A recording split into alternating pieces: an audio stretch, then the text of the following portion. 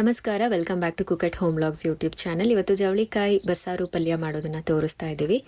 ಇದಕ್ಕೆ 1/4 kg ಜವಳಿಕಾಯಿನ ಚಿಕ್ಕದಾಗಿ cut ಮಾಡಿಕೊಂಡು 1 ಕಪ್ಪಷ್ಟು ತೊಗರಿಬೇಳೆ ತೊಗೊಂಡು ಸ್ವಲ್ಪ ನೀರು ಉಪ್ಪು ಸೇರಿಸ್ಬಿಟ್ಟು ಕುಕ್ಕರ್ನಲ್ಲಿ 1 ಸೀಟಿ ಹಾಕಿಸ್ಕೊಳ್ಳೋಣ. ಒಂದೇ ಸೀಟಿ ಹಾಕಿಸ್ಕೊಂಡ್ರೆ ಸಾಕು.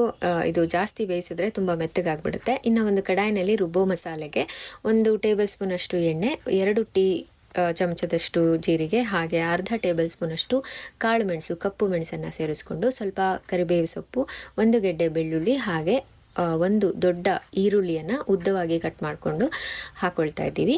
ಹಾಗೆ ಇದಕ್ಕೆ 2 ಹುಳಿ ಟೊಮೊಟೊವನ್ನು ಸೇರಿಸ್ಕೊಳ್ತಾ ಇದ್ದೀವಿ. ಕೆಲವರು ಬಸ್ಸಾರಿಗೆ ಟೊಮೆಟೊ ಹಾಕೊಳ್ಳೋದಿಲ್ಲ, ಬರೀ ಹುಣಸೆಹಣ್ಣನ್ನು ಉಪಯೋಗಿಸ್ತಾರೆ. ನಾವಿಲ್ಲಿ ಹುಣಸೆಹಣ್ಣು ಟೊಮೆಟೊ ಎರಡನ್ನೂ ಹಾಕ್ಕೊಳ್ತಾ ಇದ್ದೀವಿ, ರುಚಿಯಾಗಿರುತ್ತೆ ಅಂತ ಹೇಳಿಬಿಟ್ಟು. ಸ್ವಲ್ಪ ನೀರು, ಅರಿಶಿನ, ಹಾಗೆ 1.5 ಟೇಬಲ್ ಸ್ಪೂನಷ್ಟು ಸಾರಿನ ಪುಡಿಯನ್ನು ಸೇರಿಸ್ಕೊಂಡು ಇಲ್ಲಿ ಬೇಯಿಸ್ಕೊಳ್ತಾ ಇದ್ದೀವಿ.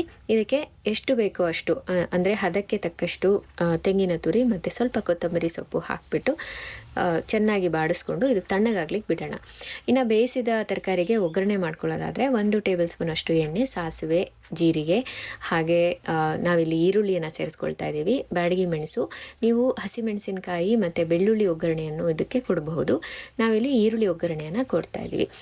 ಇದು ಚೆನ್ನಾಗಿ ಬಾಡಿಸ್ಕೊಂಡು ನಾವೇನು ಬೇಯಿಸ್ಕೊಂಡಿದ್ವಲ್ಲ ಆ ಜವಳಿಕಾಯಿ ತೊಗರಿಬೇಳೆಯನ್ನು ಅದನ್ನು ಶೋಧಿಸ್ಕೊಂಡು ನೀರನ್ನು ಸಪ್ರೇಟ್ ಮಾಡಿಕೊಂಡು ಈ ಒಗ್ಗರಣೆಗೆ ಸೇರಿಸ್ಕೊಳ್ಳೋಣ.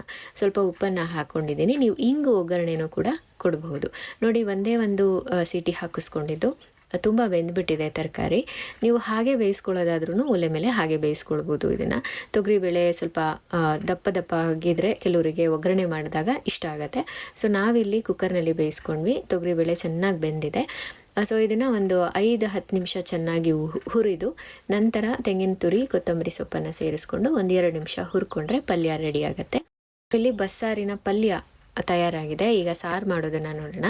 ನಾವೇನು ಮಸಾಲೆಗೆ ತಯಾರು ಮಾಡ್ಕೊಂಡಿದ್ವಲ್ಲ ಆ ಮಿಶ್ರಣ ತಣ್ಣಗಾದ್ಮೇಲೆ ಅದನ್ನೊಂದು ಜಾರಿಗೆ ಹಾಕ್ಕೊಂಡು ನುಣ್ಣಗೆ ರುಬ್ಕೊಳ್ಬೇಕಾಗತ್ತೆ.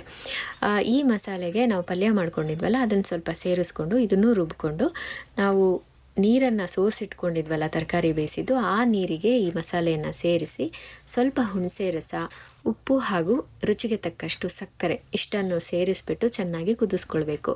ಕೆಲವರಿಗೆ ಸಕ್ಕರೆ ಇಷ್ಟ ಆಗಲ್ಲ, ಸ್ಕಿಪ್ ಮಾಡಿ. ನೀವು ಬೆಲ್ಲ ಕೂಡ ಹಾಕ್ಕೊಳ್ಬೋದು ಇದಕ್ಕೆ. ಏನಂದರೆ ಖಾರ ಸ್ವಲ್ಪ ಬ್ಯಾಲೆನ್ಸ್ಡ್ ಆಗಿರುತ್ತೆ ಅಂತ ಹೇಳಿಬಿಟ್ಟು ಸಕ್ಕರೆಯನ್ನು ಸೇರಿಸ್ಕೊಳ್ಳೋದು, ಸಿಹಿ ಅಂಶವನ್ನು ಸೇರಿಸ್ಕೊಳ್ಳೋದು. ಇದು ಚೆನ್ನಾಗಿ ಕುದಿಬೇಕಾಗತ್ತೆ. ಒಂದು 5-10 ನಿಮಿಷ ಮೀಡಿಯಮ್ ಊರಿನಲ್ಲಿ ಚೆನ್ನಾಗಿ ಕುದಿಸ್ಕೊಳ್ಳಿ.